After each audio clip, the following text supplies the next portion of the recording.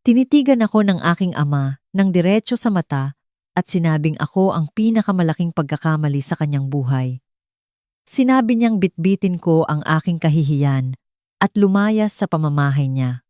Binigyan niya lang ako ng 1 oras para ilagay ang 21 taon ng aking buhay sa anumang maleta na kaya kong buhatin at ang aking ina, nakaupo lang siya doon sa hapagkainan, nakayuko at nakatitig sa kanyang plato ng kanin na para bang doon nakasulat ang sagot sa lahat ng problema ng mundo.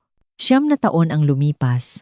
Nakatayo ako ngayon sa balkonahe ng aking malawak na mansyon sa isang eksklusibong subdivision sa Alabang. Tanaw ang skyline ng Maynila. Nang tumawag ang aking head of security, may matandang mag-asawa raw sa gate. Nagpakilala silang mga magulang ko. At sa unang pagkakataon sa halos 1 dekada, napangiti ako habang iniisip sina Don Eduardo at Doña Elena dahil ang pagkakamaling itinapon nila noon ay siya na ngayong magpapasya kung karapat-dapat ba silang papasukin. Ako si Tala. 21 taong gulang ako noon nang gumuho ang mundo ko at kailangan kong ikuwento sa inyo kung paano ako bumangon mula sa mga guho. Lumaki ako sa anino ng mga expectations ng aking ama. Si Don Eduardo ay may-ari ng isang kilalang construction firm.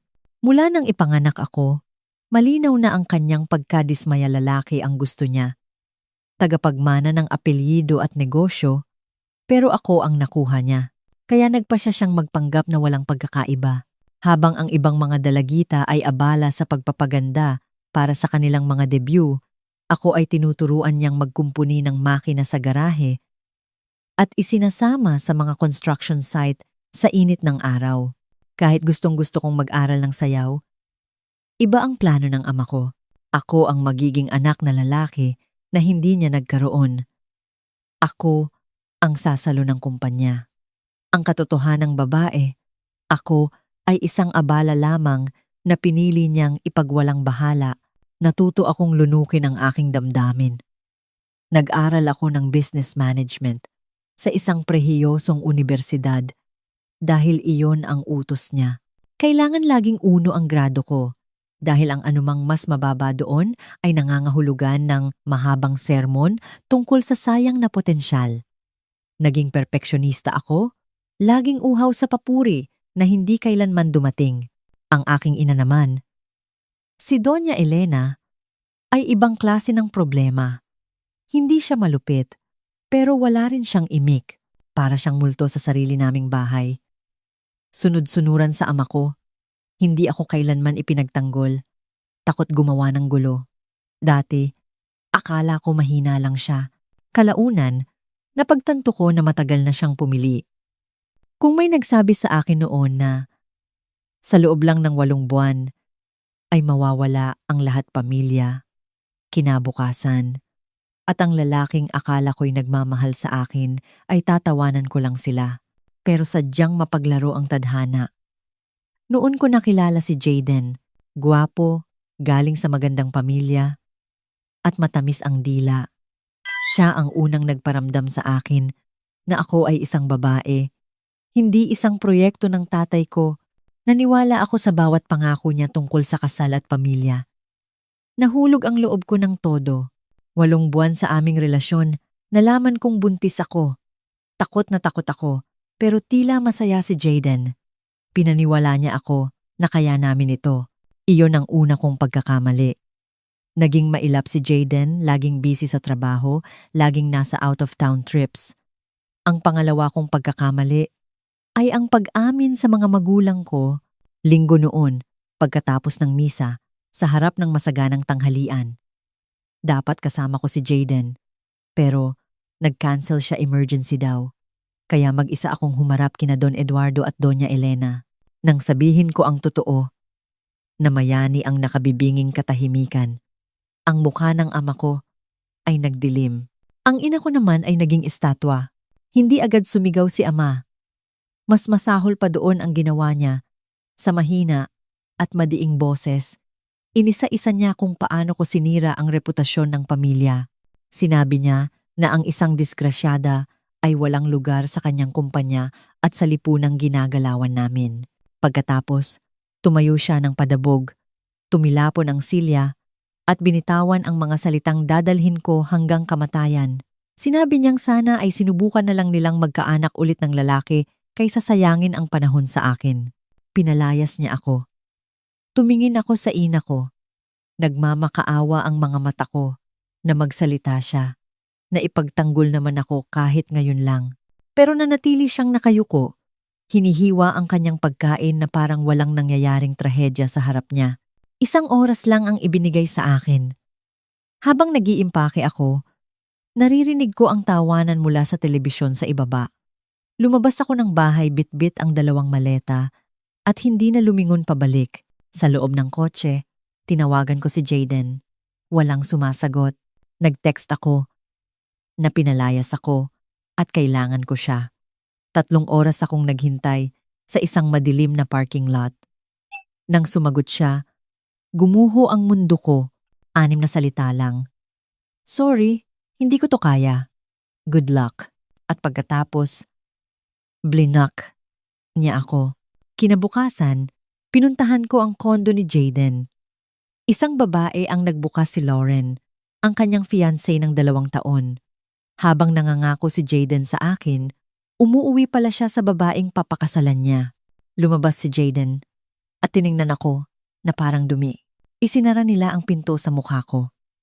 Buntis, itinakwil, niloko, at walang matuluyan.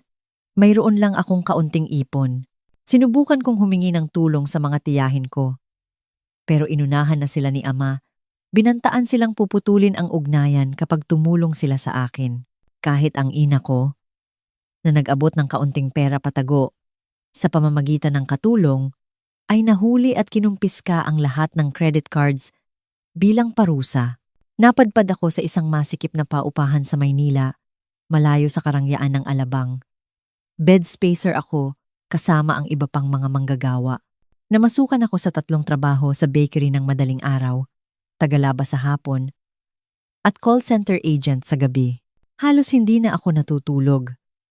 Sa ika-6 na buwan ng pagbubuntis, bumigay ang katawan ko habang nasa opisina. Sinabi ng doktor na kung hindi ako titigil, mawawala ang bata. Napilitan akong magtira ng isang trabaho na lang. Nabuhay kami sa noodles at sardinas. Isinilang ko si Iris noong Abril. Siya lang ang kulay sa aking madilim na mundo. Walang pamilyang naghihintay sa labas ng delivery room. Ako lang at ang anak ko. Ipinangako ko sa kanya habang karga ko siya. Hinding-hindi niya mararanasang maging unwanted o sobra sa buhay ng iba. Samantala, abala ang ama ko sa pagbura sa akin sa kasaysayan ng pamilya. Ipinagkalat niya sa mga amigo niya na naligaw ako ng landas. Ang mga dati kong kaibigan ay umiiwas na sa akin. Sa social media, nakita kong wala na ako sa mga family pictures. Pero sa ilalim ng paghihirap, natuto akong dumiskarte. Natuto akong pagkasayahin ang kakarampot na sweldo. Sumulat ako sa ina ko noong pinanganak si Iris. Nagmakaawa ako na kilalanin niya ang apo niya. Ang sagot niya ay isang maikling sulat.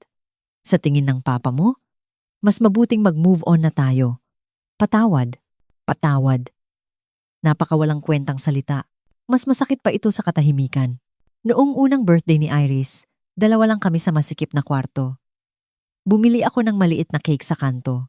Pero nang ngumiti ang anak ko, na-realize ko na may 2 akong pagpipilian.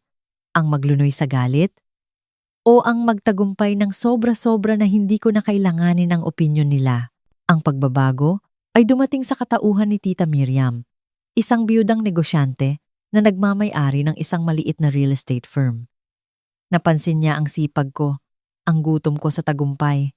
Tinuruan niya ako ng pasikot-sikot sa real estate.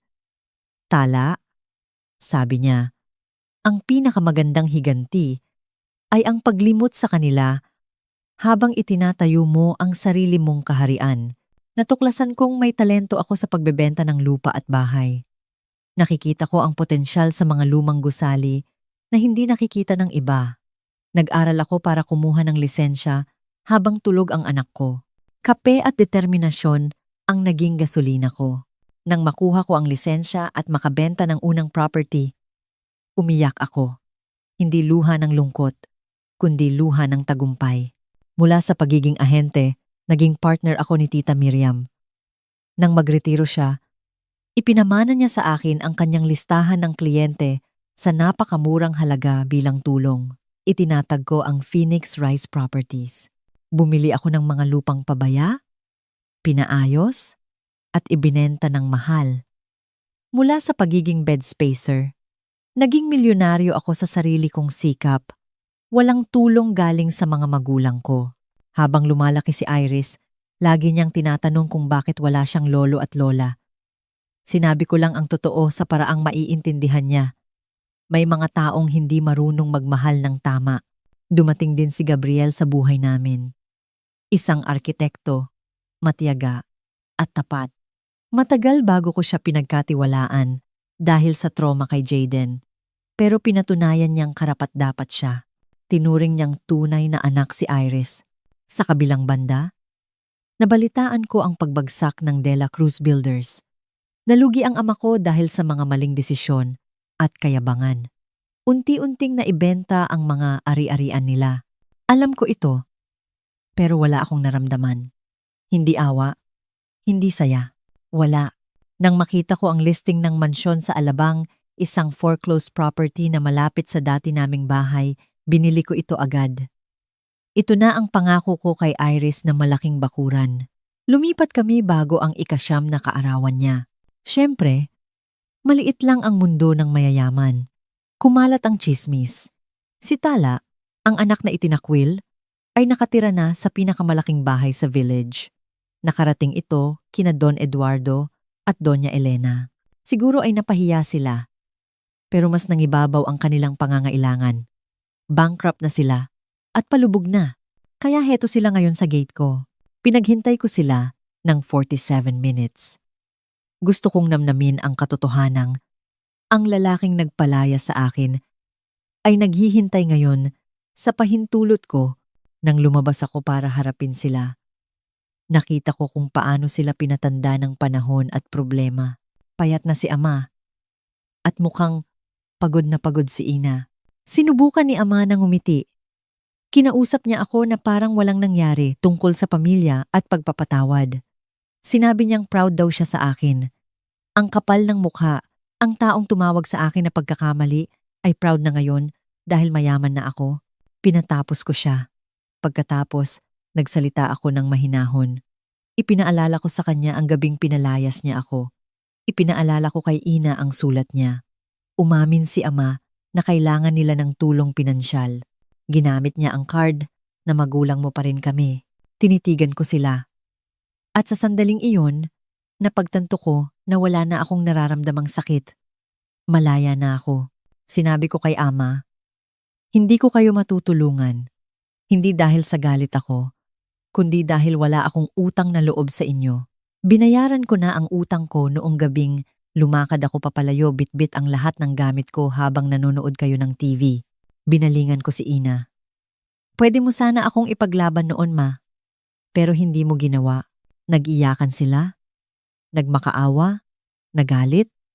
Pero nanatili akong matatag. Huli na ang lahat.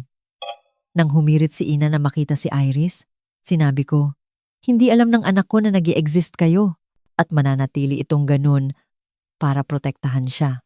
Umalis silang luhaan, sakay ng luma nilang kotse. Pinanood ko silang mawala sa paningin ko. Gumaan ang pakiramdam ko. Lumabas si Iris kasama si Gabriel, nagtatanong kung sino ang mga iyon. Niyakap ko ang anak ko ang batang lumaking puno ng pagmamahal at hindi kailanman naramdamang siya ay isang pagkakamali. Wala iyon, anak. Sagot ko. Mga taong naligaw lang ng bahay. Gabing iyon, habang kumakain kami ng hapunan sa hardin na pinaghirapan ko, alam kong buo na ako. Ang tagumpay ko, ang pamilya ko, at ang kapayapaan ko. Walang nising kong duling na galing sa mga taong nagtapon sa akin. Ako ay bumangon mula sa abo, hindi dahil sa kanila, kundi sa kabila ng ginawa nila. Bago tayo magtapos, kung naantig ang puso mo sa kwentong ito ng pagbangon at paninindigan, pakiclick naman ang subscribe button at i-comment kung taga saan ka at anong oras mo ito pinapanood. Binabasa ko ang bawat komento nyo at napakahalaga nito sa akin. Maraming salamat sa suporta.